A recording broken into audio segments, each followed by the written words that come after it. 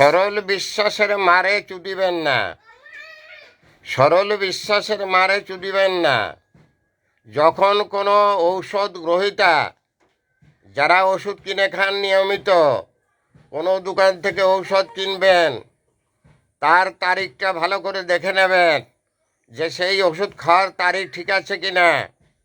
আপনি যদি সরল বিশ্বাসে নেন, আপনাকে দিয়ে দেওয়া হবে ব্যাকডেটের ওষুধ, ব্যাকডেটের ওষুধ দিয়ে আপনাকে চুদা হবে, আপনি খেয়ে মরে যাবেন, তাতে ওই দোকানদারের কোনো বালও উড়ে যাবে না। অতএব আমার এই পোস্টটি জনস্বার্থে প্রকাশ করছি। আপনারা যখনই কোনো ঔষধ কোনো দোকান থেকে ক্রয় করবেন, তার তারিখ দেখে কিনবেন, তার তারিখ দেখে কিনবেন।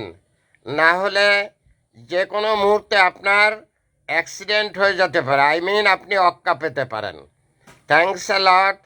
ভাইরাল স্যার, বিনা বেতনের পারিবারিক পাঠশালার শিক্ষক। মোবাইল কন্ট্যাক্ট নং 01935204804।